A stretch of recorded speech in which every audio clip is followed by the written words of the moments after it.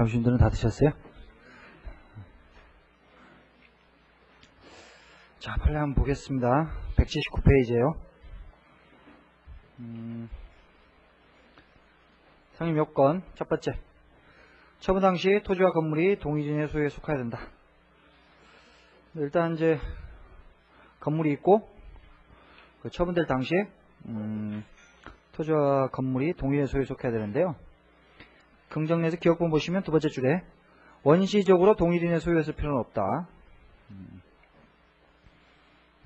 이 정도 체크하시고, 그 다음에 건물은 건물로서 요건을 갖추고 있는 이상 무허가 건물이거나 미등기 건물이거나를 가리지 않는다. 건물로서 요건만 갖추면 됩니다. 부정내, 성립 요건인 해당 토지와 건물의 소유권의 동일인의 귀속과 그 후에 각기 다른 사람의 귀속은 법의 보호를 받을 수 있는 권리변동해야 된다. 법의 보호를 받을 수 있는 권리변동. 그 뒤에는 여러분들 읽어보시고요. 니은번 굉장히 좀 어렵게 느껴질 수 있는 사례인데요.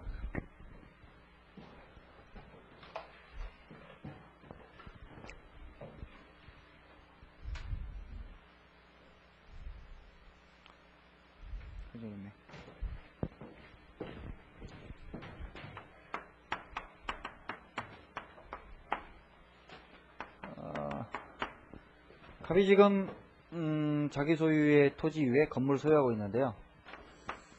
이걸 토지와 건물이 일괄해서 매매를 했습니다. 그래서 을에게 계약을 했고, 근데 이게 지금 미등기 건물이어가지고요.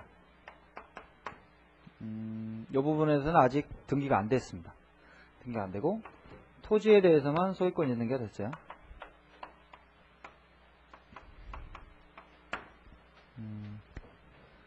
근데 이제 여기에 대해서 병이 지금 채권자인데,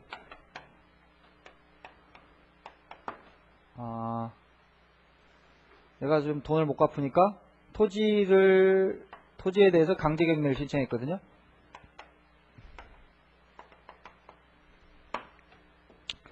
강제경매. 그래서 이게 누구한테 경매가 된 가불병정. 정이 지금 경매를 통해서 소유권을 취득하게 됐습니다. 강제경매. 저당권 실행 경매는 이제 임의경매라고 해서요. 366조로 일반적으로 해결이 되는데, 강제경매. 강제경매는 관습법상의 법정인 상권 문제 해결하는 게 판례 입장이거든요. 근데 여기서 이제 내가 지금 건물 철거 청구 소송을 제기했거든요. 을에게 건물 철거 청구 소송을 제기했습니다. 건물 철거 및 토지 인도 소송을 제기했습니다.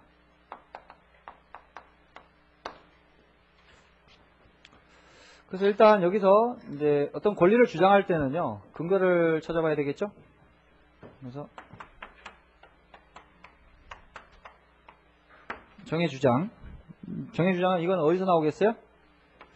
이건 213조, 214조에서 나온다는 것이죠.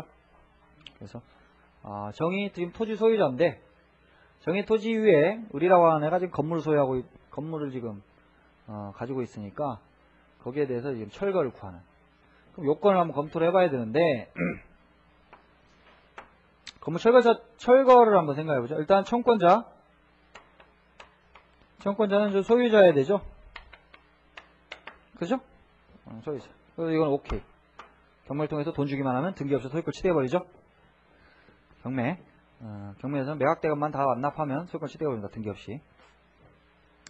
소유자 맞다. 상대방은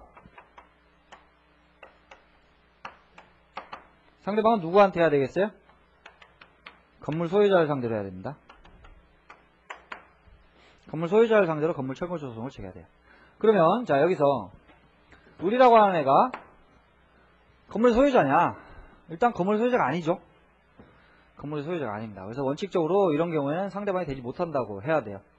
근데 우리 판례 입장에 따르게 되면 미등기 건물의 매수인이라도 그 인도를 받게 되면요, 철거 청구에 상대방이 된다는 입장을 취하고 있습니다. 급한 시가 물권시험권 파트에 나오는데요.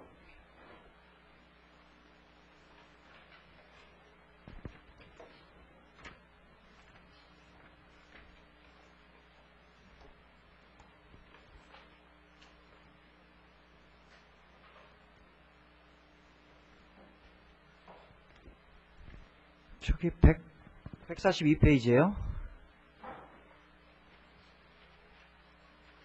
142페이지 보면 142페이지 첫 번째 나오는 판례요. 건물 철거는 그 소유권의 종국적 처분에 해당하는 사실행위이므로 원칙적으로 그 소유자에게만 철거 처분권이 있다. 그 소유자를 상대로 해야 된다. 그렇지만 건물을 매수하여 점유하고 있는 자는 등기부상 아직 소유자로서의 등기 명의가 없다 하더라도 그 권리 범위 내에서 점유 중인 건물에 대한 법률상 또는 사실상 처분할 수 있는 지위에 있고 그 건물이 건립되어 있어 불법 점유를 당하고 있는 토지 소유자는 그와 같은 지위에 있는 건물 점유자에게 그 철거를 구할 수 없다. 이렇게 돼 있죠. 철거를 구할 수 있다. 그래서 이 부분도 판례 입장에 따라 되면 이제 된다. 아직 소유자가 아니지만 미등기 매수인이라도 소유자는 아니지만 판례 입장에 따라는 가능할 수 있다. 실질적인 분쟁의 당사자는요, 을이라고 볼 수 있기 때문에 이런 해석을 하거든요. 엄밀하게 얘기하면 안 된다고 봐야 되는데, 실질적인 분쟁의 당사자는 을 아니냐, 을. 갑은 이제 팔아치우고 없는 놈 아니냐. 그래서 인정을 해요. 그럼 여기에서, 을이라는 애가, 여기서는 지금 정해주장 여기까지 하면 끝입니다, 끝. 내 땅이다. 이 자식, 내 땅 위에 지금 건물을 가지고 있네? 소유하지 못했지만, 이제, 사실상 처분할 수 있는 지위에 있는 자이기 때문에 이제 을한테 이제 철거를 구할 수가 있겠습니다. 그래서 여기까지 입증하면 끝이에요. 그럼 여기서 을이라고 하는 애가 이 정해 청구를 기각시키기 위해서는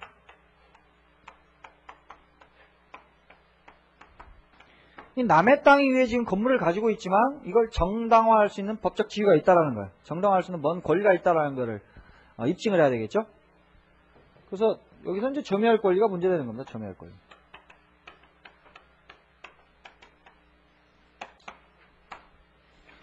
남의 땅이니까 건물 소유에서 어떤 토지 사용권을 가지고 있어야 됩니다.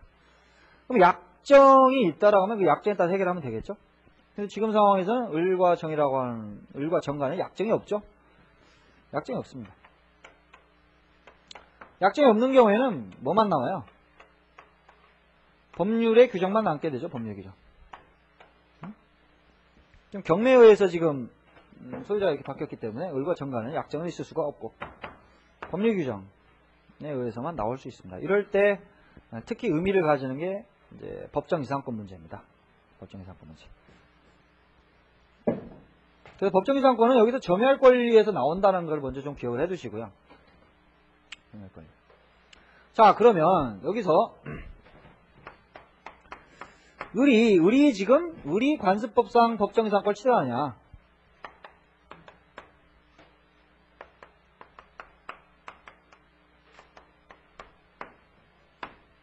을이 관습법상 법정 이상권을 취득하느냐? 이 문제를 한번 검토해보죠. 어때요? 을이라고 하는 애가. 이 강제경매이기 때문에 366조에 적용대상은 아니고요. 우리 판례 입장에 따르면. 관습법상 법정 이상권입니다. 그러면 처분 당시 토지와 건물의 동일인의 소유에 속해야 되죠? 그럼 처분 당시는 강제경매에 의해서 매각대금 렌때입니다. 소유자 바뀌는 시점이 매각대금 렌때거든요. 그때 기준으로 보게 되면 토지는 누구 거예요? 토지는 을 겁니다. 을 거. 토지는 을 거. 토지권 이동이 맞췄죠? 건물은 누구 거냐? 건물. 여기서는 형식적으로 따집니다. 형식적으로. 건물은 누구 거냐? 갑 겁니다. 갑 거. 소유자가 달라요. 소유자. 지금 처분 당시에. 소유자 다르죠? 그래서 인정이 안 된다. 이제 안 됩니다. 그런 인정을 못 해. 그러면 을. 그러면 이제 갑이 취득하느냐? 갑이 관습법상 보정 취득.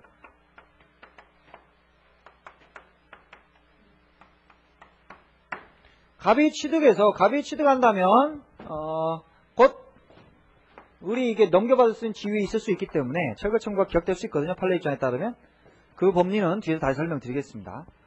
어쨌든 여기서 갑이 취득을 하게 되느냐 이 문제. 자, 형식적으로 보게 되면요. 갑이 취득하느냐 문제는 여기입니다. 여기서 처분할 당시는 지금 여기죠. 토지 소유권이 이전할 당시 보면 갑과 갑 똑같죠? 똑같고 동일한 소유자에 속하고 있다가 토지 소유권만 지금 을에게 이전됐죠? 형식적으로 오면 이제 성립을 할 수가 있습니다. 형식적으로 오면 동일한 소유에 속하고 있다가 이렇게 넘어왔죠? 그죠? 여기는 이렇게 돼 있고. 자, 그러면 여기서 갑이라는 놈이 그러면 소유권 관습법상 법정유상 걸 취득하게 되느냐? 어때요? 상식적으로 생각해서 이건 좀 인정하기 좀 어려울 것 같습니다. 상식적으로 생각해. 자, 왜 그러냐면 이거는 둘 중에 하나 토지만 지금 처분한 게 아니고요. 일괄매매를 했거든요. 일괄매매를 했기 때문에 갑이라고 하는 놈은 빨리 등기를 해가지고 빨리 이전 등기를 해줘야 됩니다. 이전 등기를 해줘야 돼요. 그러지 않겠어요? 빨리 이전 등기 해줘야 되는 사람입니다. 이놈을 위해서 지금 매도인이죠? 매도인을 위해서 지금 법정유상권 인정할 이유는 하나도 없어요. 만약에 관습법상 법정권을 인정하게 된다면 이게 자기 건물을 팔아놓고 얘한테 법정유상권 설정 등기 청구를 하는 이상한 결과가 되거든요. 그렇지 않겠어요? 그래서 여기도 인정이 안 됩니다. 그래서 철거 청구가 인용됩니다. 여기서는 점유할 권리가 아무것도 없기 때문에 철거 청구가 인용이 되는 거예요. 이 사건에서는. 그래서 한번 보죠. 자, 판시 한번 읽어보겠습니다. 자, 미등기 건물을 그 대지와 함께 양수한 사람이 대지에 관해서만 소유권 등기를 넘겨받고 건물에 대해서는 그 등기를 이전받지 못하고 있는 상태에서 대지가 경매되어 소유자가 달라지게 된 경우, 이때 미등기 건물의 양수인은 미등기 건물을 처분할 수 있는 권리는 있을지언정 소유권은 가지고 있지 아니하므로 대지와 건물이 동일인의 소유에 속한 것이라고 볼 수 없어 법정유상권에 발생할 수 없는 것이다. 즉 여기서 강제경매 당시 토지는 을, 건물은 갑. 그래서 을이 관습법상의 법정에서 취득을 못한다는 내용의 판시고요. 그 다음 원소유자로부터 대지와 건물이 한 사람에게 매도되었으나 대지에 관해서만 그 소유권 이전 등기가 경로되고 건물의 소유 명의가 매도인 명의로 남아있게 되어 형식적으로 대지와 건물이 그 소유 명의자를 달리하게 되는 경우에 그 점유의 그 대지의 점유사유 문제는 매매계약 당사자 사이에 계약에 따라 해결할 수 있는 것이므로 양자 사이에 관습에 의한 법정유상권을 인정할 필요는 없다. 그래서 취득하지 못한다. 갑이 관습법상 보증을 취득하지 못한다는 판시입니다. 이 판례가 굉장히 중요한 내용이고요. 작년인가? 이게 4월 시험 문제에서 사례로 나왔었죠. 이게. 자, 그 다음 똑같은 사례인데요. 똑같은 사례입니다. 똑같은 사례인데 그 일괄매매를 했고 여기만 이전 등기를 마쳤어요. 그 상태에서 병이 이 토지에 대해서 저당권을 가지게 되는,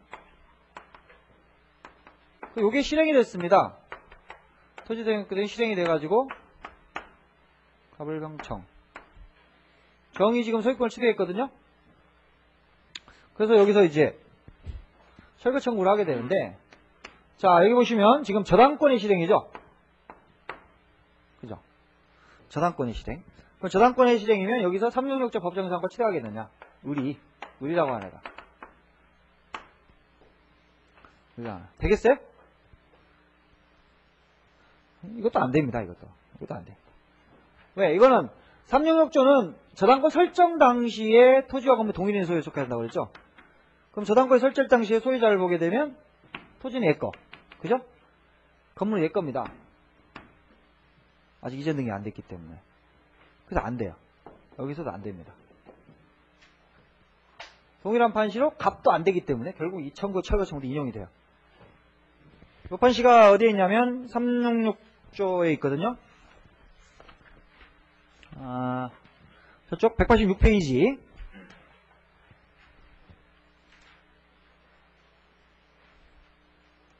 자, 186페이지 두 번째 판례입니다. 두 번째 판례.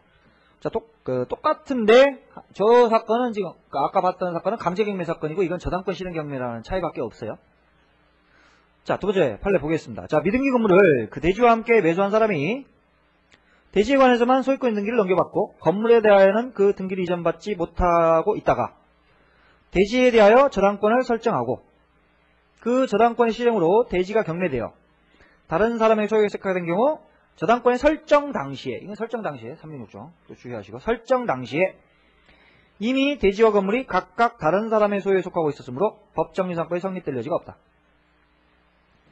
요거하고 요거 같이 좀 기억을 해두시기 바랍니다.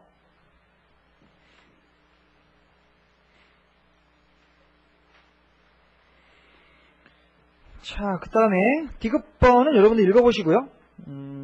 설명을 들었으면 좋겠습니다.만 시간 관계상 넘어갈게요. 다 읽어보셔야 됩니다. 그냥 넘어가도 되는 건 별로 없어요. 리을번 1번도 읽어보세요. 디귿 미음번도 읽어보시고 다 읽어봐야 됩니다. 인정되지 않는 사례들. 자, 공유. 공유는 지금 따로 분리해놨는데요. 긍정례, 부정례 뭐 이렇게 해놨습니다. 긍정례를 한번 보게 되면, 자, 갑과 을이라고 하는 놈이 이제 대지를 이제 공유를 하고 있어요. 토지. 대지를 공유하고 있는데, 이제 갑이라고 하는 애가 이제 건물을 소유하고 있어요. 여기. 갑이라고 하는 애가 건물을 소유하고 있습니다. 자, 근데 이제 이게 분할을 했어요. 분할. 공유대지 분할. 분할을 쫙 이렇게 찢었습니다. 이렇게. 그럼 뭐 이 부분은 뭐 갑당이 됐을 갑의 단독 소유가 됐기 때문에 문제가 없겠죠? 이 부분이 문제죠. 이 부분. 자, 이 부분. 이 부분에 대한 토지사용권이 문제가 되는데요. 일단 우리 예전에 이 판시에서는 공유물의 분할 이렇게 된 경우에는 특별한 사정이 없는 한 건물 소유자는 관습사의 법정상권을 취하다 이렇게 판시됐습니다. 74년 2월 12일 이렇게 판시했는데 이거 좀 납득하기가 조금 어려운 판시예요. 솔직히 말하면. 근데 일단 공유지가 분할이 돼서 소유자가 달라진 경우도 될 수는 있다. 일단 될 수는 있다. 일단 이렇게 기억하시고요. 한번 최근에 시험 문제 나오는 것들은 이제 안 되는 것들이 나오거든요. 예를 들어서 갑이 대지에 대해서 3분의 1의 지분을 가지고 있고 을이 3분의 2의 지분을 가지고 있다고 해보죠. 그래서 이 사람의 승낙을 얻어서 건물을 지었어요. 갑이 건물을 지었습니다. 자, 이 사람의 과반수 지분권자의 승낙을 얻어서 지으면 갑이 여기에 대해서 무슨 토지사용권을 가지게 되느냐? 여기에 대해서는 단순히 사용 승낙을 한 것만으로 지상권을 취득하게 된다거나 이런 법률은 인정하기가 좀 어렵습니다. 물권을 취득했다고 보기엔 상당히 어려운 측면이고요. 자, 그런데 여기서 이 사람이 팔았어요, 지분을. 병이라는 사람한테 팔았습니다. 그래서 분할을 했습니다, 분할. 공유대지 분할. 공유물 분할을 했는데, 이 병이라고 하는 애가 이제 왕창 소유권을 다 취득하게 됐어요. 그래서 이렇게 된 거죠, 이렇게. 자, 그래서 여기에 대한 토지사용권이 문제가 됐어요. 자, 그러면 여기에 대해서 갑이 법정유상권을 취득하게 되느냐? 일단 생각해야 될 부분이 여기서 자, 기본적인 요건이 뭐예요? 법정유상권 성립하기 위해서는 토지와 건물이 동일한 소유자로 있다가 바뀌어야 되죠. 자, 그러면 여기서 동일한 소유자에 속하고 있다가 바뀐 것이 얼마만한 부분이에요? 3분의 1이죠, 3분의 1. 3분의 1입니다, 3분의 1. 3분의 1이 지금 갑의 소유에 속하고 있다가 지금 3분의 1만큼 동일한 소유자에 속하고 있다가 싹 바뀐 거죠? 그렇죠? 자, 과연 이런 경우에 법정유상을 인정할 것이냐? 인정하기가 어렵다라는 것이죠, 이거. 만약 이걸 인정하게 되면 이 지분 위에 그 용익물권을 인정하는 결과가 되거든요. 그럼 다른 사람의 지분권을 부당하게 침해하는 이런 결과가 돼요. 다른 사람의 지분권을. 아까도 잠깐 공유할 때 설명드렸지만 자기 지분 위에 저당권 설정하고 이런 건 가능하죠. 그거 경매하고 이러도 그 지분만 처분되는 거니까. 하지만 용익물권은 잡아보세요. 이거 인정이 되면 경관건물은 최하 30년입니다. 최하 30년. 최하 30년. 여기도 인정해보세요. 그럼 완전 다른 공유 지분권자의 그 지분을 부당하게 이렇게 침해하게 되는 문제가 발생하거든요. 그래서 인정을 안 했습니다. 여기서. 인정을 안 했고, 비슷한 취지의 판시가 세 번째 나오는 부정내의 두 번째 판례인데요. 뭐 한 2분의 1좀 해볼까요? 2분의 1. 이렇게 여기서 갑이 소유하고 있습니다. 그래서 얘가 병한테 처분했어요. 지분을 처분했습니다. 지분을 처분했는데 그러면 갑이 여기에 대해서 법정의 상권을 취득하겠느냐. 이것도 안 된다라는 것이죠. 이것도 2분의 1 지분범위만큼만 2분의 1 지분범위만큼만 동일한 소유자의 속도가 다 바뀐 거거든요. 여기서 인정해버리면 을은 바보 된다 이거죠.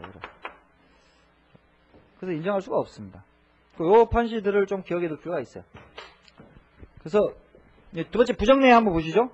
토지 공유자의 한 사람이 다른 공유자의 지분 과반수의 동의를 얻어 건물을 건축한 후 토지와 건물 소유자가 달라진 경우. 이 사례거든요. 딱 이 사례입니다. 이 경우에 토지에 관하여 관습법상의 법정상권을 성립하는 것을 보게 되면 이는 토지 공유자 1인으로 하여금 자신의 지분을 제외한 다른 공유자의 지분에 대해서까지 지상권 설정에 처분행위를 허용하는 셈에 대해 부당하다. 두 번째도 비슷해요. 토지의 공유자 중에 1인이 공유토지 위에 건물을 소유하고 있다가 토지 지분만을 전매. 이런 경우에 인정하게 되면 그 밑에 그런 것이 나올라다가만 거기 보시면 토지 공유자의 1인으로 하여금 다른 공유자의 지분에 대해서까지 지상권 설정의 처분행위를 허용하는 셈에 부당하다. 그래도 인정을 안 하고 있습니다. 그래서 지분에 대해서는 좀 지상권 설정할 수가 없다라는 것을 좀 기억을 해두시죠. 물론 뭐 견해에 따라서는 뭐 과반수 지분권자인 경우에는 뭐 허용하도록 하자라는 견해도 있습니다만 그건 좀 독단적인 견해가 아닐까 싶고요. 어쨌든 판례 입장에 따르면 그 전제가 깔려 있어요. 지분에 대해서는 용익물권을 설정할 수 없다라는 그 관념이 깔려 있습니다. 요거는 왜 인정했냐, 요거는 아마 합의를 했기 때문에 그런 것 같아요. 합의. 그러니까 법리 자체를 보게 되면 이제 일정한 지분만, 그 공유 지분만큼만 동일한 소유자의 속도가 다 바뀐 건데, 합의를 해가지고 합의를 통해서 분할을 했기 때문에 인정한 것 같습니다. 명확한 논거는 안 나와 있어요. 그냥 긍정. 끝이에요. 그래서 단순하게 공유물 분할이라는 말이 나오면요, 성립될 수 있다. 성립될 수 있다. 이렇게 생각을 하시고요. 근데 이런 식의 지금 요 지문이 그대로 이런 식의 지문이 나오면 안 된다라고 보시면 됩니다. 이 지문들 종종 뜹니다, 시험에. 공유와 관련해서. 자, 구분소유적 공유. 구분소유적 공유는 조금 다릅니다. 구분소유적 공유는 대외적으로는 공유 등기가 되어 있지만 실질적으로 단독 소유죠. 단독 소유입니다. 그래서 자 봐보세요. 이 갑, 을이 이제 이렇게 구분 소유하고 있다고 해보죠. 이게 한 필지의 땅인데 여기까지가 이게 이제 등기는 이제 공유 지분 등기가 되어 있는. 자, 이 상황에서 갑이라고 하는 애가 이렇게 여기다 건물을 지었다가 만약에 이 소유권이 만약에 을이 이걸 사들였다고 해보세요. 그럼 어떻게 되겠어요? 이거는 전부죠. 전부에 대해서 동일한 사람의 소유자가 속하고 있다 싹 바뀐 거죠. 이거 인정됩니다. 이거 인정이 돼요. 자, 그런데 좀 주의할 부분이 이건 안 돼요. 여기다가 이제 을의 허락을 얻어서 이제 갑이 만약에 이렇게 건물을 지었다. 뭐 이래가지고 뭐 처분이 됐다. 이건 인정이 안 되겠죠. 이거 애초부터 다른 사람의 소유입니다. 다른 사람의 소유. 그래서 철거를 안 당하려면 여기서는 을과 병 간에 그 약정에 따른 토지사용권이 있어야 되겠죠. 그래야 이렇게 철거를 면하는 것이고 그냥 아무것도 없이 이렇게 되어 있는 상황에서 뭐 토지만이 처분이 됐다든가 뭐 어떻게 됐다든가 그랬을 때 이게 인정이 안 된다. 애초부터 다른 사람의 소유이기 때문에 좀 주의하시고요. 구분소유적 공유라고 해서 무조건 되는 거 아니고 안 되는 거 아니고 그런 거. 그림을 한번 싹 잽싸게 그려가지고 이건 긍정, 이건 안 돼요.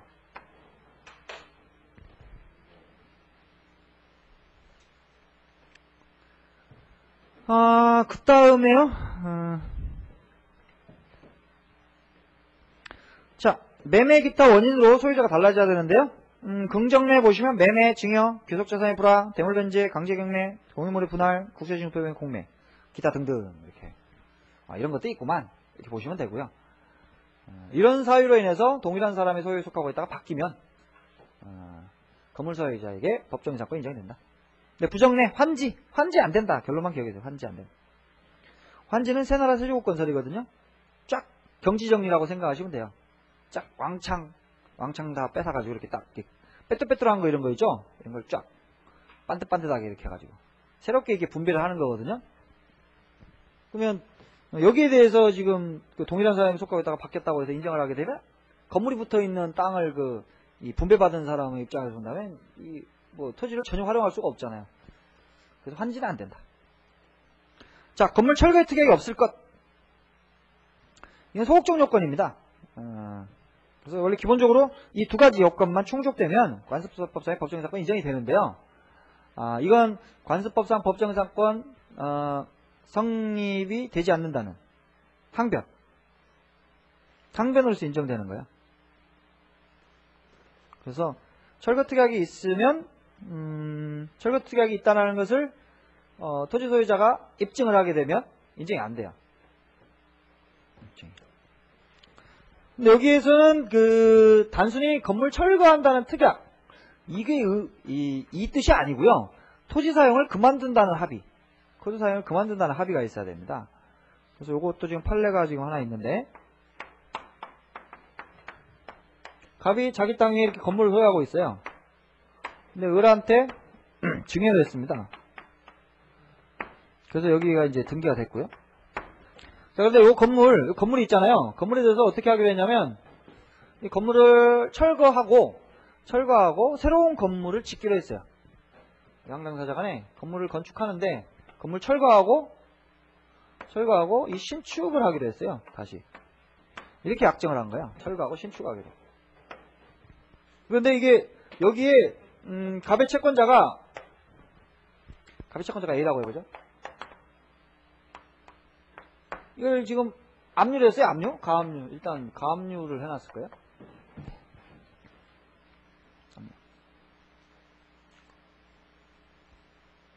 잠깐만요. 네, 가압류. 그러니까 이놈이 돈을 안 갚으면 이 건물을 경매 붙여가지고 만족을 얻으려고 일단 묶어놨어요. 그러면 이제 처분을 못하게 되거든요. 그래서 철거를 못하고 있었어요. 철거를 못하고 있었고, 그 다음에 이제 압류를 이제 나중에 본안 판결을 통해 승소 판결을 받으면 바로 집행에 들어갈 수가 있죠. 그래서 이게 이제 강제 경매에 붙여졌고, 강제 경매에 붙여져서 병이라고 하는 사람이, 병이 이제 경락을 받았어요. 경매를 통한 이제 매수인. 요 용어로 바뀌었는데요. 종래법은 다 이렇게 경락이 이렇게 쓰고 있었죠. 자, 그러면 여기서 이 철거 청구를 한 거죠. 우리 병에 대해서 철거 청구를 한 겁니다. 철거 청구는 소유권에 기한 방해배제 청구에서 나오는 것이고요. 이 사람이 철거를 매달려면 토지사용권이 있어야 되잖아요. 그죠? 토지사용권이 있어야 됩니다. 그래서 법정이상권 문제가 됐어요. 과연 여기서 인정될 수 있을 것이냐, 법정이상 문제가. 그러면 기본적으로 자 봐보세요.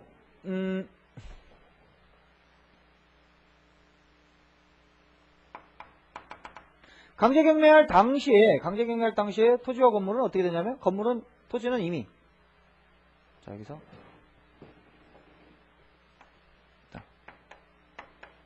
병이 관습법상 법정이상권을 취득하네요. 일단 병 자신이. 그러면 이 강제경매될 당시에 토지소유권과 건물을 보게 되면 여기 토지는 을 거고 건물은 갑 거죠? 그죠? 갑 자신이 그래서 직접 취득하지 못합니다. 일단 직접 취득하지 못해요. 그럼 갑이라는 애가 취득하겠느냐? 그죠?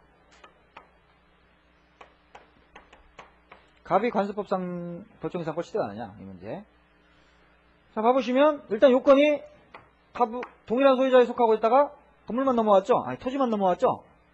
그죠? 요건이 충족됐어요. 기본적인 요건이 충족됐습니다. 그래서 얘가 취득을 해요. 취득을 합니다. 일단 기본적으로 취득하는데 여기에서 얘가 이런 항변을 한 거죠. 이거 이렇게 됐을 때 건물을 철거하기로 했다.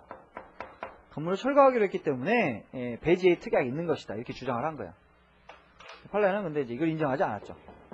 단순히 그럼 철거의 특약을 의미하는 게 아니다. 그 굵은글씨 밑에 이제 굵은글씨만 보겠습니다. 제대로 된 굵은글씨가 나와야 되는데 이 편집할 때 좀 이상하게 돼가지고 중간쯤에요. 관습상의 법정이상권에 발생한 배제하는 효력을 인정할 수 있기 위하여는 단지 형식적으로 건물을 철거한다는 내용만이 아니라 건물을 철거함으로써 토지의 계속 사용을 그만두고자 하는 당사자의 의사가 그 합의에 의하여 인정될 수 있어야 된다. 근데 토지와 건물의 소유자가 토지만을 타인에게 증여한 후 구후 건물을 철거하되 그 지상에 자신의 이름으로 건물을 다시 신축하기로 합의한 경우 그 건물 철거의 합의는 건물 소유자의 토지의 계속 사용을 그만두고자 하는 내용의 합의로 볼 수 없어 관습상의 법정 이상권의 발생을 배제하는 효력이 인정되지 않는다. 그래서 이건 갑은 인정이 됐어요. 그렇죠? 형식적으로 철거한다. 이 철거한다라는 합의 이걸 말하는 게 아니다. 여기 토지산을 그만둔다는 합의가 있어야 된다. 철거하고 토지산을 그만둔다는 합의가 있어야 된다. 그래야지 배제특위하고 인정된다는 거예요.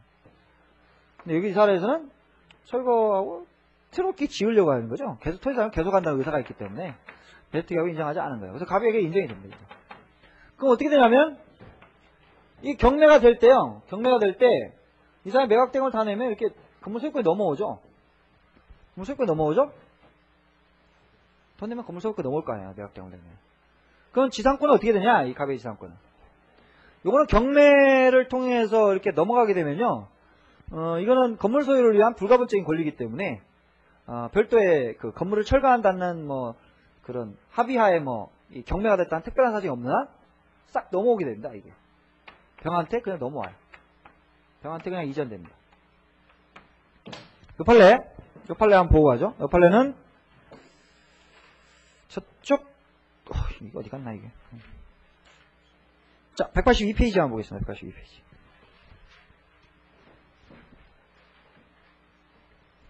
182페이지 비교 판례 있죠? 비교 판례. 보시면 자 건물이 180페이지 비교 판례. 건물이 경매에 의하여 소유권이 이전되었다면 경락인이 건물을 경락한 후 철거하거나 헐어버리거나 하는 등의 매각 조건하에서 경매가 되는 등 특별한 사정이 있지 않는 경우에는 지상권도 건물의 이전과 불가분적 관계에서 그에 따라 이전되었다고 할 것이다. 그래서 이렇듯 경매에 의해서 이전된 지상권은 그에 관한 등기가 없어도 그 후에 토지 전득자에 대하여 당연히 유효하다. 그래서 병한테 경매에 의해서 갑의 지상권이 병한테 싹 이전된다. 너무 좀 그림이 복잡한가요? 지금 판례 사례들이 익숙해지면은 그다지 어려운 건 아닌데요. 이제 그림들도 많고 헷갈리실 거예요. 그려봐야 됩니다. 이거 하나하나. 그래서 판례 결론만 딱딱 찍어서 그냥 가도 되는데요. 다 사례 문제로 올해도 법정이상권 문제가 사례로 이렇게 나왔거든요. 그래서 점차 문제들이 그렇게 나온 추세이기 때문에 결론만 보면 좀 힘들고요. 그리고 결론만 보면 다 외워야 되거든요. 그래서 이렇게 꼭 집에서 한 번씩 이렇게 그림을 그려서 이렇게 왜 그런지를 한번 생각을 해보시기 바랍니다. 자, 그 다음 니은번. 자, 대지에 관한 관습상의 법정이상권을 취득한 자가 대지 소유자와 임대차 계약을 체결한 경우, 임대차 계약을 체결했다. 그러면 이건 포기투 계약으로 봅니다. 임대차 계약에 따르게 됩니다. 그 다음에 철거하기로 하는 합의가 있었다는 등의 특별한 사정의 입증 책임은 그러한 사정의 존재를 주장하는 쪽에 있다.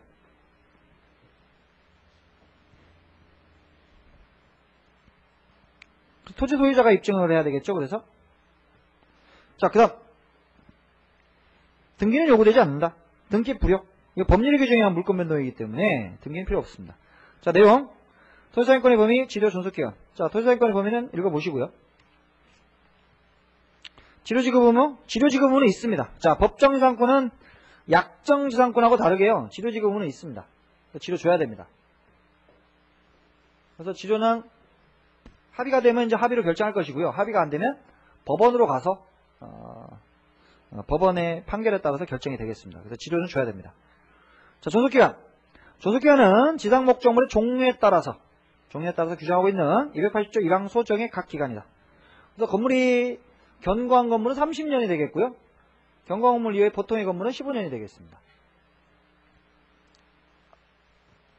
자, 법정지상권 성립 후에 토지 또는 건물의 양도와 법정지상권 효력. 이것도 아주 중요한 판례법리인데요.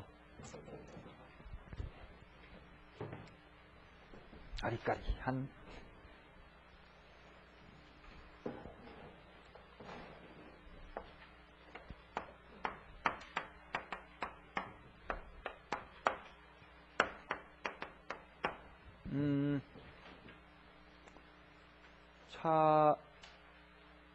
잠깐만요.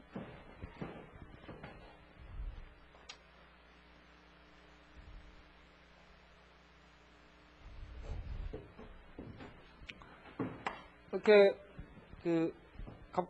갑이 지금 자기 토지 위에 건물 소유하고 있는데요. 빚을 못 갚아가지고 이게 강제경매에 붙여졌습니다. 강제경매에 붙여서 의리 경락을 받았어요. 그리고 건물이 또 경매에 붙여져 가지고 강제경매에 붙여서 병이라고 하는 애가 이걸 취득했어요.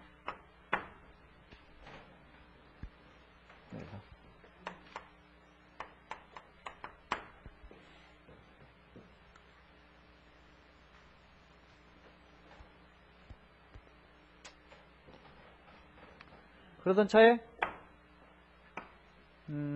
병이라는 사람한테 정의로 가야 되겠구나.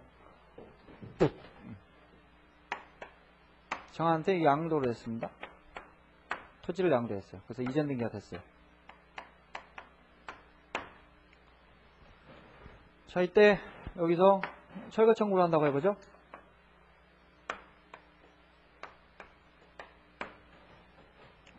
자, 역시 지금 병의 지금 토지사용권이 문제가 되는 사례인데요.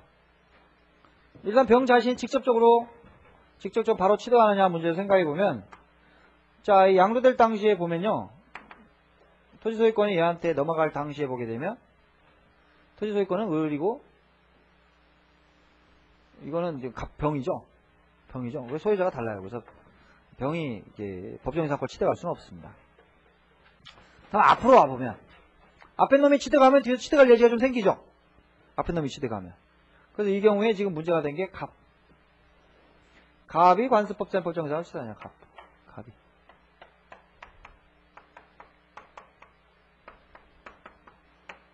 어떻게 돼요? 여기 보시면 되죠. 처음 사태를 보면 이거 딱 을로 바뀌었죠. 별도의 특약이 없으면, 이거는 경매에서의 특별한 사정이 없으면 갑이 취득한다 이거죠. 취득하더라.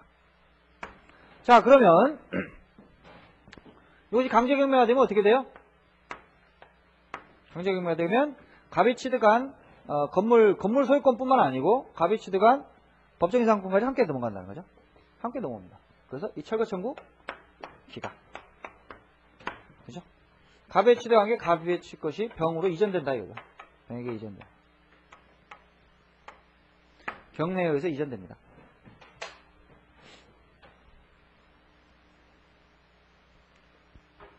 그래서 철거 청구 기각. 여기서 좀 주의할 부분이요. 여기서 지금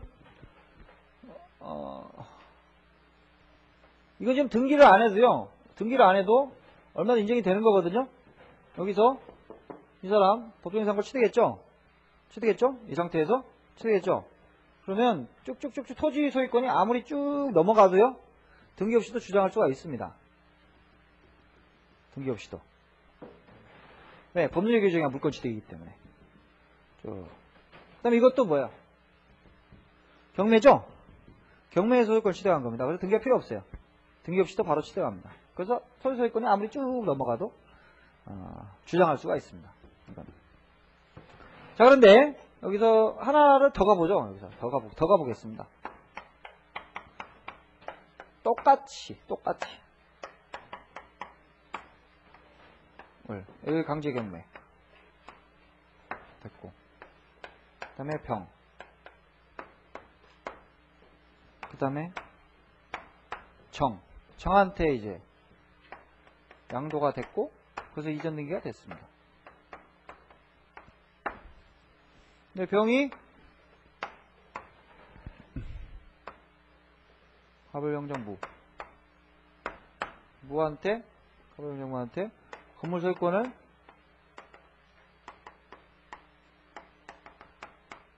양도를 하고, 그한테 건물 소유권 이전 등기가 됐어요.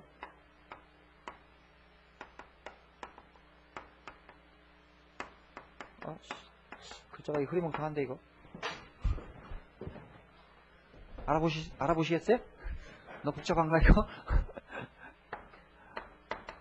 그래서 여기서 철거 청구를 한다고요, 그죠?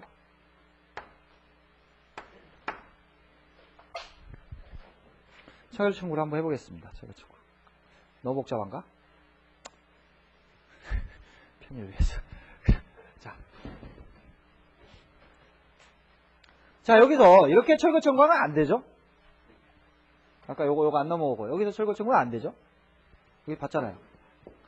이렇게 이 사태에서 이미 관습법상 법정사고 치대하게 되고, 그죠? 그다음에 이렇게 경매에 의해서 넘어오게 되면 이게 바로 치대하기 때문에, 바로 법정사고 치대하기 때문에 이에 대한 청구는 안 돼요. 금방 봤던 것이고. 근데 건물을 팔았어요, 근데 이거. 자, 그러면 여기서 무라고 하는 애가 그럼 법정분상권을 취득하게 되느냐, 이게 좀 검토를 해봐야 되는데요. 무.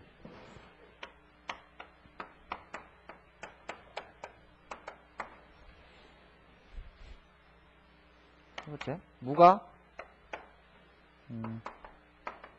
병의 법정이상권을 승계하느냐.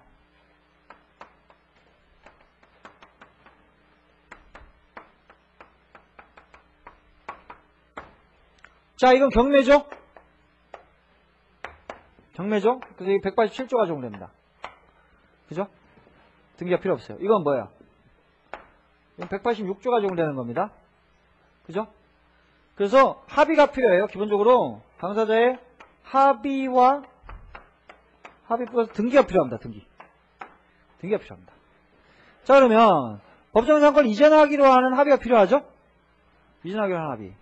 그럼 이거는 별도의 특약이 없어도요. 건물 소유권을 이전하기로 한 약정을 체결하잖아요. 건물 소유권 이전하기로 약정을 체결하게 되면 그 지상권이라고 하는 건물 소유를 위한 불가분적인 권리이기 때문에 일종의 종된 권리라고 평가할 수가 있겠죠? 종된 권리. 그래서 요거는 100조 이항의 유치 적용에 의해서 인정될 수 있습니다.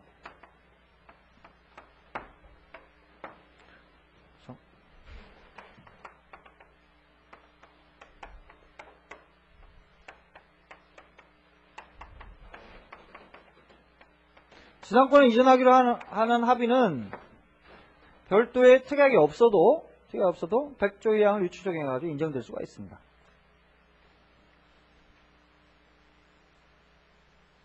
그러면 여기서 얘가 등기 없이도 취득하느냐? 물론 그렇게 보는 견해도 있지만 판례 입장에 따르면 이건 186조에 적용된다는 거죠. 그래서 합의만 가지고는 안 되고 등기가 필요하다는 거예요. 등기가. 그죠? 근데 지금 등기가 없죠? 등기가 없죠? 이전 등기 해야 됩니다. 이전 등기 해야 돼요. 그래서 취득하지 못해요.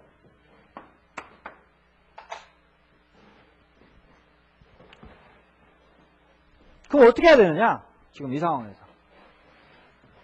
자, 지금 병은 법정이상권자죠? 법정이상권 얘가 가지고 있다. 얘 바로 넘어왔습니다. 그러면 얘는 등기 없이도 법정이상권자지만 이거 처분하려면 어떻게 해야 돼요?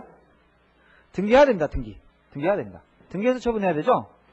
그래서 병이 정한테, 현재의 소유자한테 지상권 설정 등기 청구를 가집니다.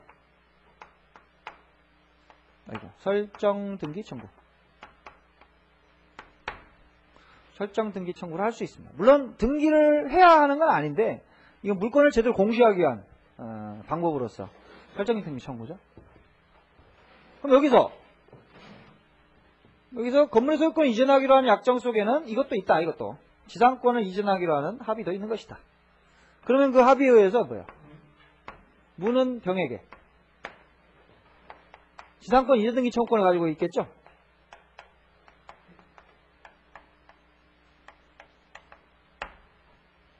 그렇지 않겠어요? 그죠? 네. 근데 이 병이라는 놈이 가만히 있는다고 어떻게 해요? 맨날 나오는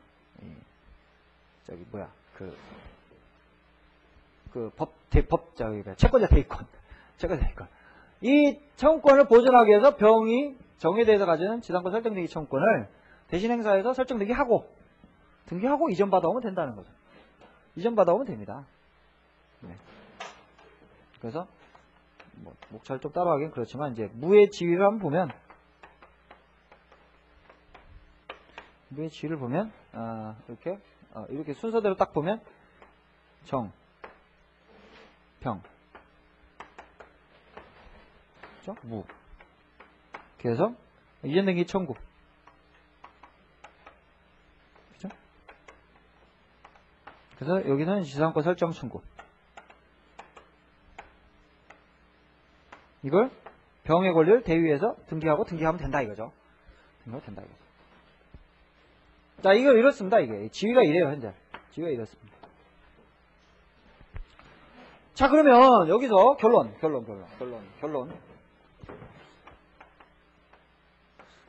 지금 주장은 뭐예요? 철거 청구죠? 철거 청구죠? 첫 번째. 철거 청구가 인용되겠느냐?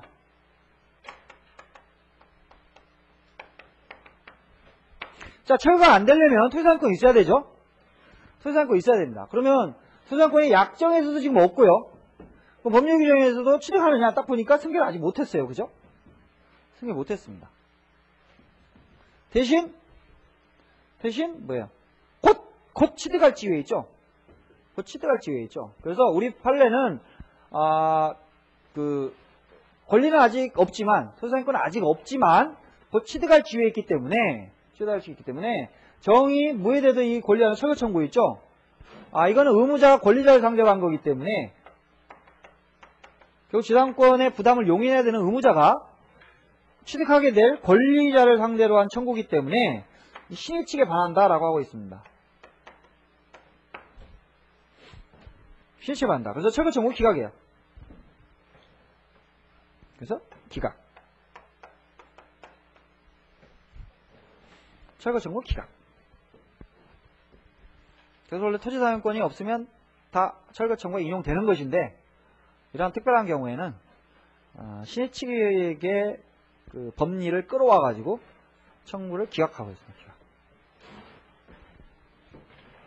두 번째, 철거 청구는 기각되겠지만 뭐야? 아직 지금 토지사용권도 없는 놈이 지금 남의 땅에 지금 그 건물 소유하고 있죠? 부당이득을 취하고 있는 겁니다. 이거, 그죠? 그래서 부당이득 청구는 할 수 있습니다. 부당이득.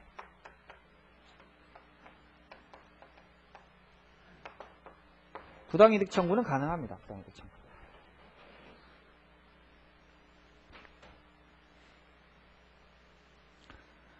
그래서 지금 하나의 사례로 지금 이렇게 꾸몄는데 좀 복잡하게 그렸을지도 모르겠습니다만, 요거요. 결국은 요겁니다. 187조냐 186조냐 하는 겁니다. 187조냐 186조냐.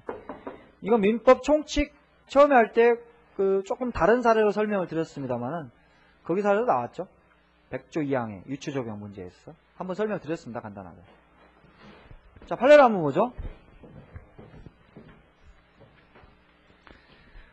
자, 일단 토지가 양도된 경우 먼저 한번 보죠. 나의 1번.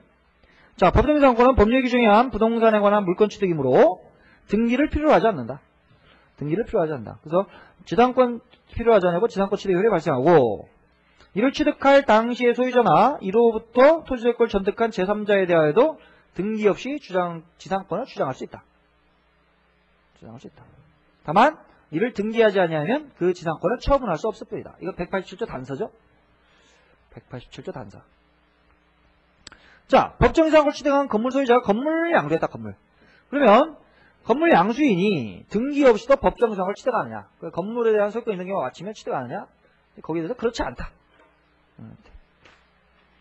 그럼 보시면, 자, 건물의 소유자가 관습상 법정지상권이 붙은 건물의 소유자가 건물을 제3자에게 처분한 경우 법정지상권에 관한 등기를 경료하지 아니한 자로서는 건물 소유권을 취득한 사실만 가지고 법정지상권을 취득하였다고 할 수 없어. 대지 소유자에게 여전히 당초의 법정지상권이 여전히 당초의 법정지상권자에게 유보되어 있다고 봐야 된다. 좀 말이 좀 이상한데?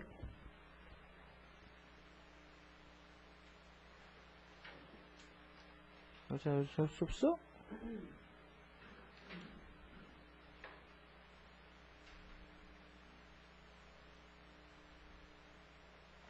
네, 맞네요.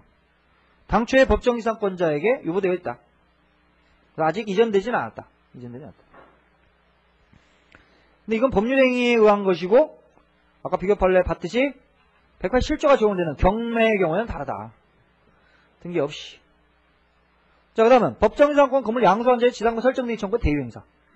자, 저당물의 경매로 인하여 토지와 지상 건물의 소유자를 달리하게 되어 토지상의 법정지상권을 취득한 건물 소유자가 법정지상권의 설정되기를 경료함이 없이 건물을 양도하는 경우, 이 경우 특별한 사정이 없는 한 건물과 함께 지상권도 양도하기로 하는 채권적 계약이 있었다고 할 것이다. 이건 100조 2항의 유추적용.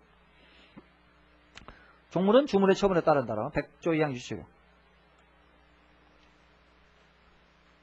그래서 지상권자는 지상권 설정 등기를 한 후에 건물 양수인에게 이에 양도 등기 절차를 이행해 줄 의무가 있다. 따라서 건물 양수인은 건물 양도인을 순차되게 하여 토지 소유자에게 건물 소유자였던 법정지상권자의 법정지상권 설정 등기 절차 이행을 청구할 수 있다.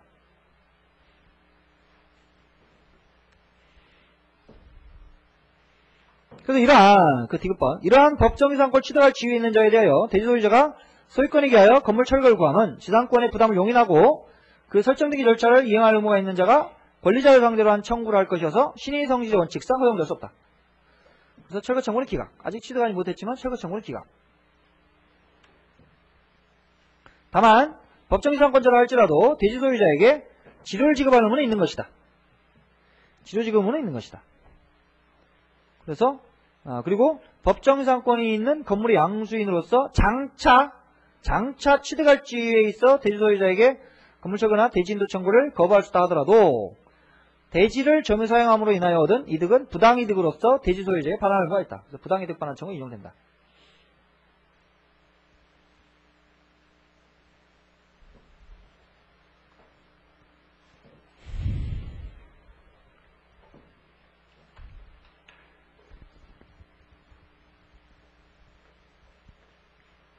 그래서 법정지상권을 취득할 지위에 있는 자와 취득한 자는 이제 구별해서 검토를 해봐야 됩니다. 이미 취득한 자는 부당이득이 아니에요. 사용권이 있기 때문에 부당이득이 아닙니다.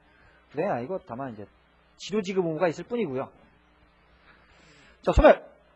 자, 이미 성립했다가 건물을 개축 증축했다. 또는 건물이 멸실을 했다. 그러고 나서 새로 지었어요? 그러면 법정에서 소멸하느냐?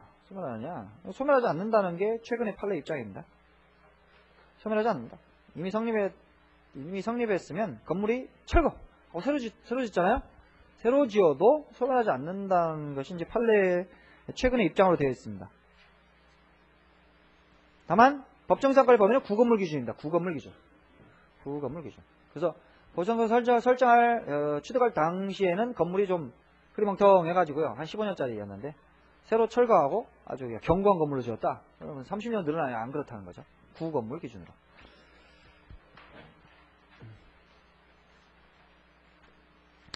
자, 다음 366조로 가보겠습니다. 자,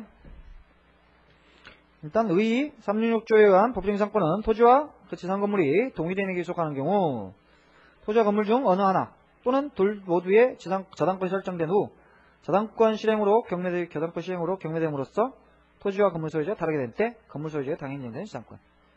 366조를 그냥 반복한 것이고요. 이거는 당사자의 특약으로 배제하지 못합니다. 이것도 기억해 두시고. 당사자의 특약으로 배제하는 게 아닙니다. 관습법상 법정지상권하고 조금 이제 구별해서 좀 기억을 하시고요. 성립요건 최선순위 저당권 설정 당시 건물이 존재해야 됩니다. 최선순위 저당권 설정 당시 건물이 존재합니다. 1번 그래서 읽어보시고요. 자, 판례도 좀 기억해 주세요. 저당권 설정 후 저당권자의 동의하에 신축된 건물 그렇다 하더라도 법정지상권 인정되지 않습니다. 동의하에 신축돼도 안됩니다. 다만 저당권자가 직접 경락을 받게 되면 신의 측에 반할 여지가 없지 않아 생기는데요. 그거에 대한 판례는 아직 없고 설정 후에 저당권자 동의해서 건물을 신축한 사건이 있는데 경매가 되었을 때 건물 소유자는 법정지상권 인정되지 않는다. 자, 그 다음 2번 토지 위에 여러 개의 저당권이 설정된 경우 가장 선순위의 저당권이 설정될 당시에 건물이 존재해야 된다. 이거 좀 주의하셔야 되고. 자, 그게 1순위. 그래서 1번 저당권이 설정될 당시에 나대지였습니다. 근데 그 후에 건물이 신축을 했고, 대지 소유자가. 그 다음에 2번 저당권이 설정됐습니다. 그래서 2번 저당권자가 경매를 신청했어요. 그러면 2번 저당권이 설정될 당시에는 건물이 있었지만, 저당권이 실행이 되면 그 부동산에 설정되어 있던 저당권은 모조리 소멸하거든요. 모조리 소멸하게 됩니다. 그래서 만약에 그러한 경우에도 법정사건을 인정하게 되면 1순위 저당권자 있죠. 1순위 저당권자의 이해를 침해하기 때문에 담보가치가 뚝 떨어지잖아요. 그래서 인정이 안 됩니다. 이거 좀 주의하셔야 되고. 그 다음에 건물이 있기만 하면 되거든요. 보존등기가 되어 있을 필요는 없습니다. 미등기 건물도 되고요. 무허가 건물도 된다. 성립을 방해하지 않는다. 이 관습법상의 법정사하고 똑같습니다. 자, 4번 184페이지. 자, 토지의 저당권 설정할 당시에 건축 중이던 건물료의 법정사건이 성립하는가? 그러니까 아직 건물로서 요건을 못 갖췄는데요. 건축 중입니다. 저당권 설정 당시에. 그러면 그 건물을 위한 법정사건이 인정되느냐? 인정된다는 게 판례 기본적 입장입니다. 그래서 두 번째 조율부터 건축 중이었고 그것이 사회관념상 독립된 건물로 볼 수 있을 정도에 이르지 않았다 하더라도, 그러니까 아직까지는 이제 토지의 일부죠. 이런 상태에서는. 그렇다 하더라도 건물의 규모, 종류가 외형상 예상할 수 있을 정도까지 건축이 진전되어 있는 경우에는 저당권자는 완성된 건물을 예상할 수 있으므로 법정상권을 인정하여도 불측의 손에 있는 것이 아니며, 따라서 이때는 인정함이 상당하다. 그래서 건물의 규모, 종류가 외형상 예상할 수 있을 정도 진전이 되면 인정될 수 있습니다. 다만 하나 단서가 붙어있어요. 다만 그 후 경매 절차에서 매수인이 매각대금을 다 낸 데까지 최소한의 기둥, 지붕, 그리고 주벽이 이루어지는 등 독립된 부동산으로서의 건물의 요건을 갖춰야 된다. 이게 너무나 당연합니다. 이건 물건의 객체가 되기 위해서는 독립한 물건이어야 되죠. 독립한 물건이어야 됩니다. 그 토지 소유권이 바뀔 당시에 독립한 그걸 못 갖추고 있으면 별개의 소유권의 객체가 될 수가 없잖아요. 그래서 요거 좀 주의하시고. 2004년도 2월 13일. 최근 판례들이 많아요. 자, 5번. 이것도 좀 중요한데.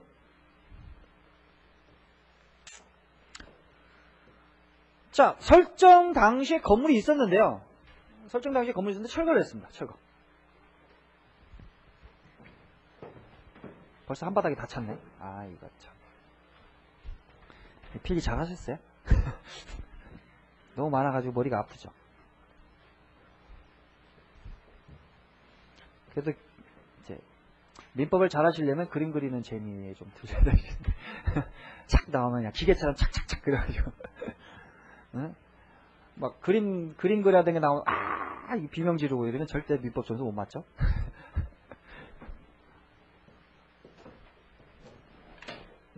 처음 그릴 때는 그 읽어보는 데만 한 2분 걸리죠? 사례 나오면.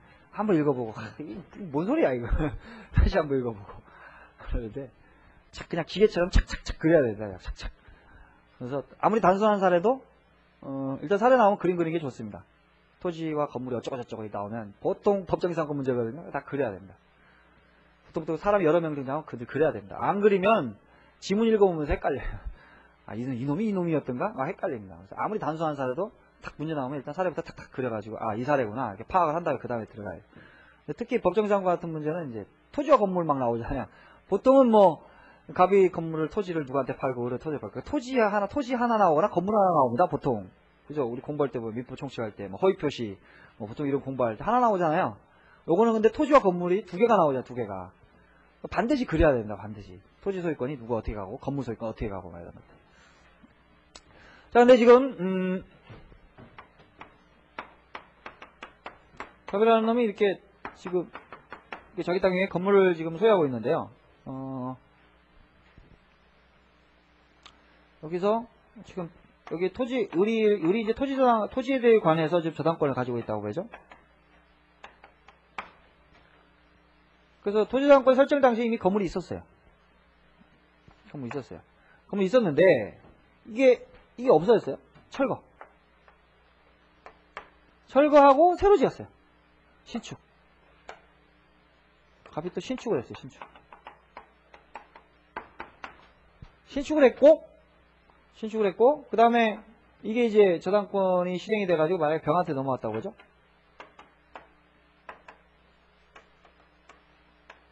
저당권 실행 경매가 이루어져가지고 이제 병이 이제 경락을 받았어요. 자, 여기서 이제 건물 철거 청구한다. 철거 청구. 자, 봐보세요. 여기서 그러면 갑이 이 신축 건물을 위한 법정 이상권을 가지게 되냐, 이게 지금 다투어지는 것인데, 자, 엄밀하게 얘기하면요. 자, 엄격하게 기준을 한번 적용해보세요. 엄격하게 기준을 적용해보면, 분명히 요건이 뭐냐면, 저당권 설정 당시에 건물이 존재한다는 거죠. 저당권 설정 당시에 건물이 있어야 된다. 그런데 이 건물은 보세요, 이 건물은. 설정 당시의 건물이 아니죠. 설정 당시의 건물은 없어졌어요, 이미. 없어졌고 새로 지은 거죠. 자, 그러면 이런 경우에 인정하지 않을 것이냐, 하지 말자라는 견해도 있습니다. 그런데 이건 좀 건물 소유자한테 좀 가오할 수도 있다. 양자 이해관계를 한번 조정해보자, 양자 이해관계. 자, 결국 이 문제는 이 사람의 이익을 침해해서는 안 되겠다는 관념이 깔려있자는 거잖아요. 원래 건물이 있어야 된다는 것은 이 사람이 건물이 없었을 때 저당권 설정했다면 나대지로서의 담보가치를 파괴하고 저당권 설정했다는 것인데 그 담보가치 유지가 돼야 되잖아요. 근데 건물이 있다 이거예요. 건물이 있으면 이미 저당권 설정할 당시에 물론 뭐 법을 모르는 사람들 예측을 못하겠지만 보통은 법률 전문가를 기준으로 봤을 때 다 안다 이거죠. 이거 담보가치 평가해 보면 건물이 있네? 이게 실행되면 부정상품 가치만큼 빠져. 평가할 거 아니야. 그래서 얘는 이미 알고 있었다 이거죠. 건물이 있었으면. 근데 철거가 되고 나서 다시 신축됐다는 우연한 사정으로 인해서 여기서 이런 때에 그 법정 사건 인정을 안 하게 되면 처음에 저당권 설정할 당시보다 좀 가치가 높아지게 되죠. 가치가 높아지게 되잖아요. 안 그런가요? 인정 안 해주면 가치가 높아지잖아요. 설정할 당시보다도. 그래서 이런 거는 얘에 대한 이제 부당하게 이득을 취하게 하는 거기 때문에 그래서 이때는 통설과 판례 입장이 기본적으로 다 인정을 해줍니다. 설정 당시 건물이 없어졌더라도 나중에 신축이 되고 이랬을 때 다 인정이 됩니다. 다만 이게 구건물하고 신건물하고 좀 달랐을 때요. 법정상권을 인정하는 그 인정 범위와 존속기간 이런 것들은 구건물 기준입니다. 구건물 기준. 구건물. 그래서 판시 한번 읽어보죠. 366조소 중에 법정상권이 성립하려면 저당권 설정 당시 저당권의 목적이 되는 토지 위에 건물이 존재해야 하는데 저당권 설정 당시 건물을 그 후 개축, 증축한 경우는 물론 그 건물이 멸실되거나 철거된 후 재건축, 신축한 경우에도 법정상권은 성립한다. 다만 이 경우 신건물과 구건물 사이에 동일성이 있거나 소유자가 동일할 것을 요건으로 할 것은 아니라 할 것이지만 법정상권의 내용인 존속기간, 범위 등은 구건물 기준이다. 구건물. 그래서 평범한 건물이었다가 나중에 신축한 건물이 경고한 건물이다. 이러면 존속기간은 15년이 된다 이거죠. 15년. 올해 시험 문제 나왔었습니다. 이게. 자, 그런데 예전에는요. 이 법정상권을 인정하는 그 범위가 공동저당이든 단독저당이든 다 인정을 해줬거든요.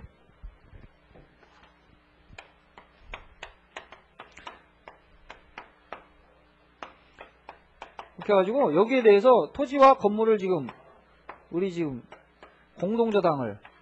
저당권을 설정했다. 근데 이 상태에서 공동저당을 설정한 상태에서 이게 없어지고 건물 철거하고 새로 신축을 하잖아요. 새로 신축을 한 경우에도 당연히 인정을 해줬습니다. 이거 법정상권을. 자, 근데 판례가 최근에 이제 변경됐죠. 작년에 12월 나온 판례인가 이게? 네, 작년 12월 18일. 굉장히 중요한 판례인데요. 여기서 우리 판례는 공동저당권이 설정된 다음에 그 다음에 이것이 철거되고 구건물이 철거되고 다시 신축했다 이거죠. 다시 신축했으면 신축하고 난 다음에 이것이 경매가 돼가지고 병이라는 놈한테 경매되었다. 이렇게 되면 신축 건물을 위한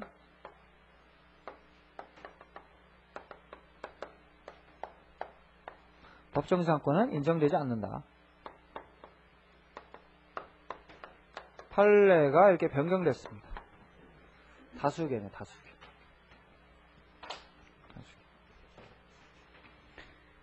이게 논거는 이렇습니다. 이거는 자 결국 이 사람이 파악한 토지저당권의 담보가치가 뭐냐거든요. 이 사람이 파악한 토지의 담보가치가 뭐냐. 종래에는 뭐라고 봤냐면 이 사람이 파악한 담보가치는 공동저당이든 단독저당이든 토지저당 단독저당이든 이 사람이 파악한 담보가치는 일단 건물이 있기만 하면, 그럼 이게 완전한 나대지로서의 가치라면요. 나대지로서의 가치 이만한 크기라고 생각해보죠. 나대지 가치 토지가 없나. 법정지상권이 건물이 있으면 법정지상권 상당 가치를 빼야 되겠죠. 그 나대지가 한 1억 가치가 나간다면, 나대지가 1억 가치가 나면 법정지상권의 부담을 떠안아야 된다 하면 뭐 시가가 어느 정도 될지 모르겠습니다만, 예를 들어서 한 5천만 원 정도 된다고 해보죠. 담보가치가 현저한 차이가 나타나잖아요. 문제는 이겁니다, 이거. 그 종래에는 이걸로 본 거예요, 이걸로. 담보가치는 이걸로만 봤습니다, 이걸로. 법정지상권의 그 가치 상당을 뺀 요것이 토지지상권의 교환가치다라고 본 겁니다. 요것이. 그러니까 건물이 철거되고 나서 새롭게 원래 건물이 있기만 하면 철거되고 나서 또 신축이 됐을 때 인정을 해도 이 사람이 파악한 담보가치에는 뭐 별다른 영향이 없다라는 거죠. 근데 이 단독저당에서는 그대로 유지되는데 요팔에서 요걸 바꾼 거예요. 요걸. 왜 바꿨냐면 완전한 가치를 파악한 것이다 이렇게 본 거예요. 왜냐하면 논리가 좀 이상한데,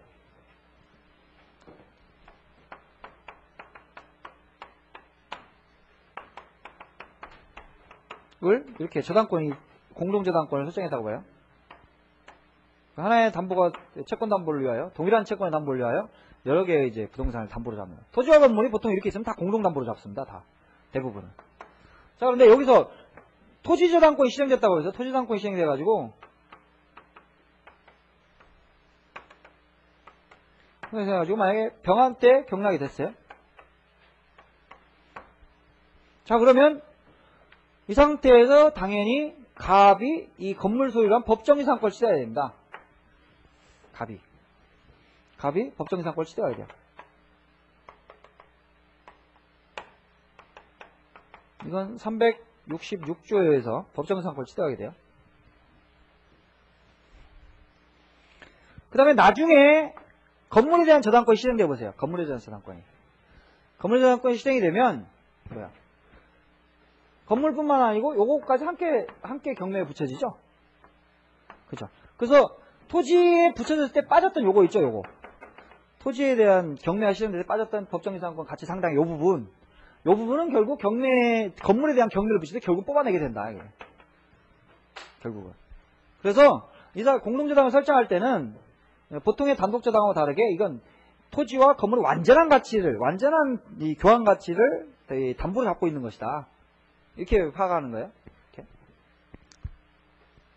근데 여기에 대해서 이제 철거를 했어요, 철거. 철거하고 또 신축했다. 자꾸 이게 복잡해가지고 말이야. 또 신축했어요, 이 신축금. 그래서 이렇게. 그럼 여기서 신축했으면 빨랑빨랑 새로 이렇게 담보를 설정해야지, 빨리빨리. 근데 안 하고 있었단 말이죠. 안 하고 있다가 이렇게 경매가 된 거예요, 이렇게.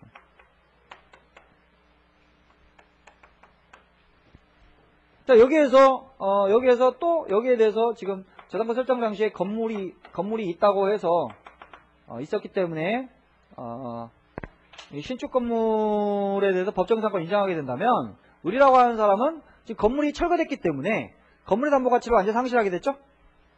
건물 담보 가치를 상실하게 됐습니다. 토지에 대해서도 원래는 어차피 다 뽑아내게 돼 있는데 여기서 법정지상권 인정하게 되면 그나마 이 나대지로서의 담보 가치 안 되고 요것만 또 된다 이거죠. 그래서 얘한테 좀 가혹하다.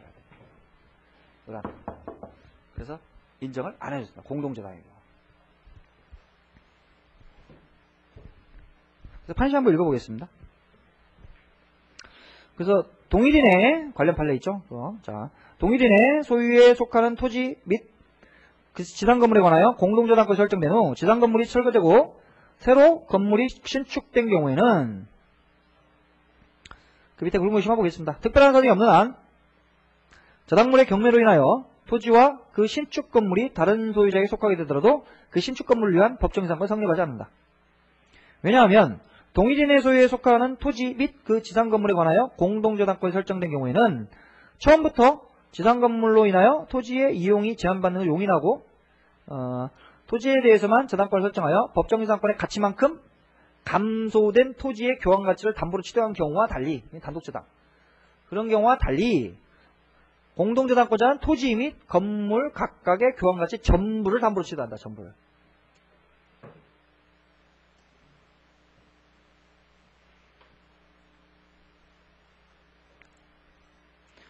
그래서 저당권에 목적이 된 건물이 그대로 존속하는 이상 건물을 위한 법정지상권 설립에도 그로 인하여 토지의 교환 가치에서 제외된 법정지상권의 가치 상당 가치는 법정지상권 성립하는 건물의 교환 가치에 대체할 수 있어.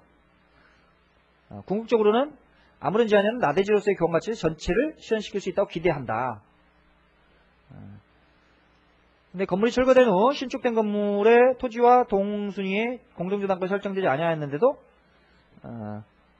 신축 건물을 위한 법정지상권 성립한다고 해석하게 되면 공동저당권자가 법정지상권 성립하는 신축 건물의 교환 가치를 취득할 수 있게 되는 결과 법정지상권의 가액 상당 가치를 되찾을 길이 막혀 이와 같이 당초 나대지로서의 토지의 교환 가치 전체를 기대하여 담보를 취득한 공동저당권자에게 불치의 선을 잃게 되는 것이다. 그래서 판례가 변경됐습니다. 변경 이 부분. 판례 변경은 굉장히 중요한 것들입니다. 그래서 잘 봐두셔야 돼요. 이게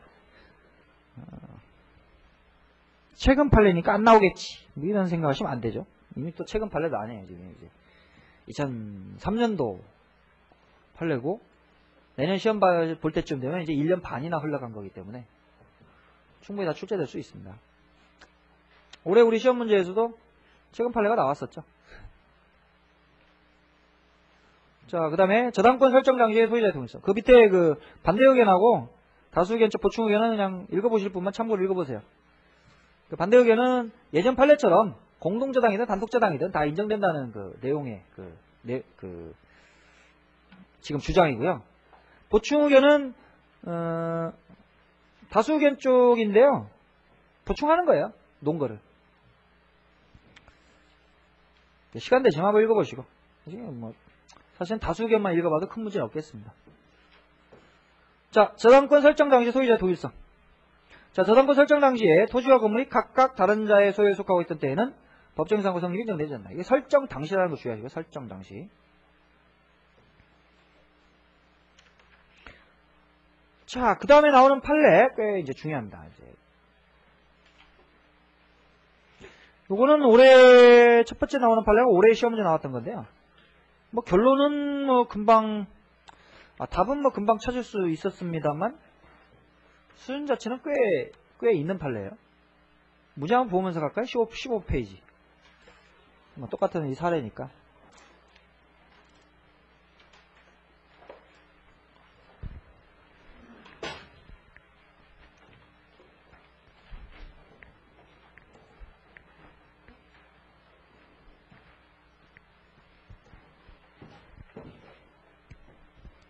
자, A는 자신의 토지 외에 건물 소유하고 있다가 그 토지에 대하여 B에게 저당권을 설정하게 되었다.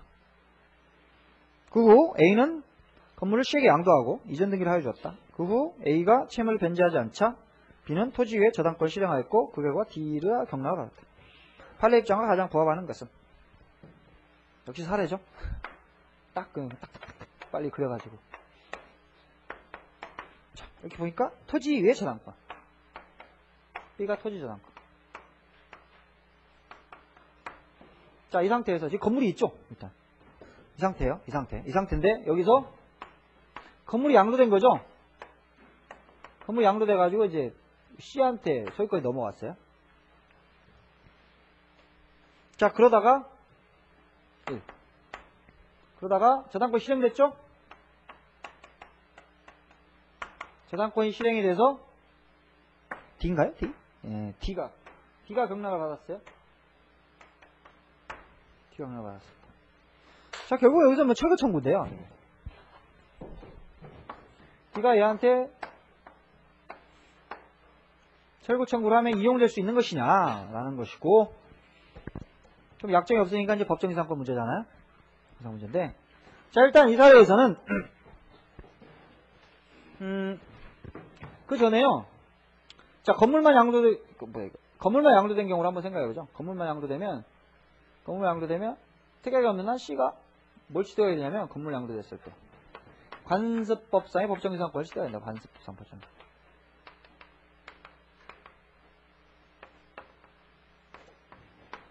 자, 토지에 관해서 가지는 거죠. 토지사용권입니다. 토지사용권. 토지에 대한 지역물권이에요. 그러면 이 토지에 대한 등기부를 한번 보게 되면 토지 등기부, 갑구, 을구. 갑구에 A가 소유자겠죠? 을구에 뭐가 있겠어요? B 저당권 있을 거 아니에요? 그 다음에 뭐예요? C에 관습법상 법정이상권 있을 거 아니에요?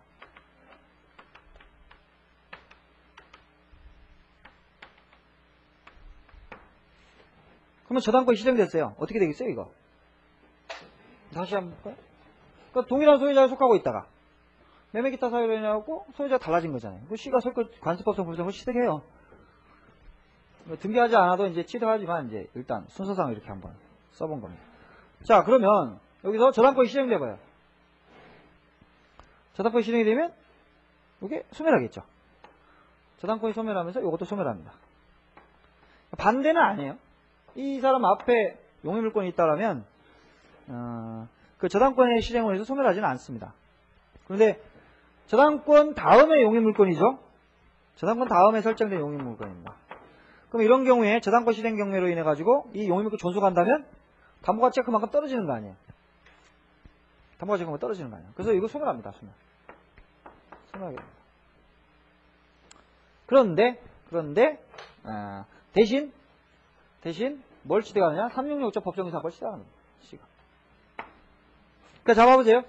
소유권자 바뀔 당시에는 지금 실행 시점으로 보면 소유자가 어떻게 되냐면 토지는 A 거, 실행 당시에 토지는 A 거, 건물 C 거죠. 실행 당시 보면 달라요. 다르지만 366조 법정이상권의 성립 여부 검토할 때는 실행 당시가 아니에요. 이건 관습법상 법정이상권 문제는 강제경매 실행해가지고 돈 줄 당시, 소유권이 바뀌는 처분 당시지만 이건 기준이 뭐냐면 저당권 설정 당시거든요. 이 사람과의 조화, 저당권자와의 이익 조화를 위한 거기 때문에 설정 당시 기준이에요. 설정 당시. 설정 당시 어떻게 돼요? A죠. A죠. 동일한 소유자에 속하고 있다가 저당권 설정 당시에 동일한 소유자에 속하고 있다가 어쨌든 이 실행돼가지고 바뀌었죠? 소유권자. 그래서 C가 지상권을 366조 법정이상권을 취득해야 된다. 관습법상 법정이상권이 소멸하는 대신 366조 법정이상권을 취득해야 돼요. 이걸 인정해도 B한테는 별로 가혹하지 않아요. 그죠? 원래 설정 당시부터 건물이 있었기 때문에 법정이상권의 부담을 용인해야 되잖아요. 또 멀쩡한 건물 철거한다면 이 사람한테 너무 가혹하고. 그래서 판시 사례 한번 보죠. 답은 바로 나왔는데 C가 경락을 받을 때 366조 법정이상권 취득한다. 맞고. 4번 C는 건물을 매수할 때 관습상 법정이상권을 취득하였으나 경락에 의해 권리를 잃고 건물을 철거해야 된다. 근데 이제 관습상의 법정이상권을 취득하였으나 경락에 권리를 잃고 그 권리를 잃는다는 맞는데요. 철거는 안 하죠. 366조 법정이상권을 취득하기 때문에. 그 다음에 답은 C는 건물 매수와 함께 언제나 관습상 법정이상권을 취득하고 그 권리를 가지고 D에게 대항할 수 있다. 뭘 묻는지를 정확하게 모르겠는데 언제나 취득하는 건 아니라고 봐야 되겠고 관습법상 법정이상권은 이제 배제 특약을 하게 되면 안 되기 때문에 언제나 그러면 좀 이상하고 그 다음에 그 관습법상 법정이상권을 가지고 D에게 대항하는 건 아니죠. 366조 법정이상권 366조 그게 틀렸고 그 다음에 라번 C는 건물의 소유권을 취득하였다가 D의 경락에 의해 소유권을 잃는다. 건물은 원래 C 거기 때문에 경락에서 소유권을 상실하는 건 아니죠. 그죠? 건물하고 토지는 원래 별개의 소유권의 객체고요. 철거되느냐 않느냐의 문제지 경락에서 소유권을 상실한다거나 이런 건 아니죠. 이제 우스운. 봐봐. C는 관습상 법정이상권을 취득한 바도 없고 366조 법정이상권도 취득하지 못한다. 틀렸죠? 이것저것 꼬치꼬치 물었는데 5개 지문 만들려면 머리 쥐났을 거야. 너무 별로 부러울 게 없기 때문에 이거 어떻게 좀 똑바로 좀 만들지 좀. 지문은 좀 흐리멍텅한데요. 답은 뭐 아주 단순한. 어렵게 내려면 이건 상당히 고난도의 문제입니다. 사실은 이 문제가. 그죠? 판시 꼭 읽어보시고. 그 다음에 두 번째 아까 봤고, 세 번째도 그냥 읽어보세요. 그 다음에 저당권 설정, 그 부분은 다 읽어보시고 다 알아. 성립시기, 대금 완납 한때, 매각 대금 완납시, 등기는 필요 없다. 그 다음에 법정이상권 내용, 뭐 관습법상 법정이상권 할 때 내용하고 뭐 똑같고요. 여기서 하나가 더 있는데, 법정이상권의 지료 문제. 지료 문제는, 자, 법정이상권도요, 지료를 2년 이상 연체하게 되면 지상권 소멸 청구를 할 수 있다는 거 좀 기억하시고요. 2년 이상 지료를 연체하게 되면 소멸 청구를 할 수 있다. 그런데 연체가 발생하려면 지료가 확정이 돼야 되겠죠. 지료가 확정이 돼야 연체에도 있을 수 있잖아요. 그래서 자, 구름고시 한번 보겠습니다. 법정이상권의 경우 당사 사이에 지료에 관한 협의가 있었다거나 법원에 의하여 지료가 결정되었다는 아무런 입증이 없다면, 기본적으로 지료가 결정이 되면 당사 협의가 안 되면 법원으로 가서. 그래서 그런 게 없다면 법정이상권자가 지료를 지급하지 않았다고 하더라도 지료 지급을 지체한 것을 볼 수 없다. 그래서 법정이상권자가 2년 이상의 지료 지급하지 않았음을 이유로 하는 토지 소유자의 지상권 소멸 청구는 이유가 없다. 그리고 이 지료에 관한 약정이 있을 때는 등기하여 제3자에게 대항할 수 있고, 법원에 의한 지료 결정은 당사자의 지료 결정 청구의 형식적 형성 중에 지료 결정 판결로 이루어져야 된다. 그래야 제3자에게 효력이 미친다. 뭐 이 정도 보시고. 자, 토지 양수인이 지상권자의 지료 지급이 2년 이상 연체되었음을 이유로 지상권 소멸 청구를 함에 있어 종전 소유자에 대한 연체 기간에 합산을 주장할 수 있느냐? 못한다. 못한다. 아까 잠깐 말씀드렸죠? 토지 소유권의 양도 전후에 걸쳐서 지료 연체가 있는 경우에 토지 양수인에 대한 연체 기간 2년이 되어야 소멸 청구를 할 수 있다는 게 판례 입장입니다.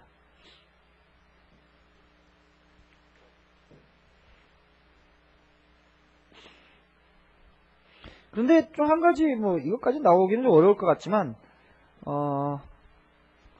그 지료가 결정이 되면 그때부터 2년은 아닙니다. 그때부터 2년은 아니에요. 지료 지급 의무는 성립 당시부터 바로 발생합니다.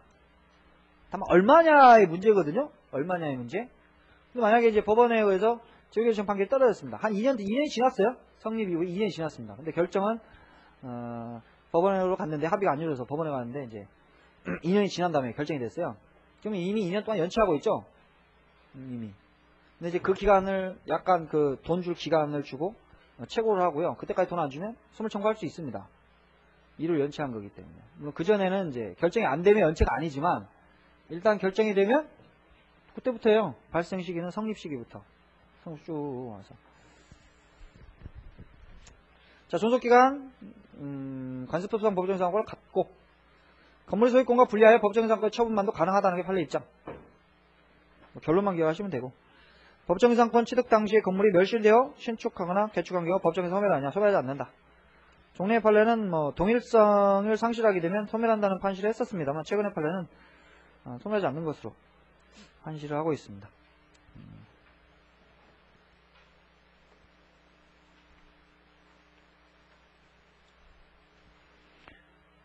지금 이제 잠깐만 쉬었다가 40분에 다시 하겠습니다.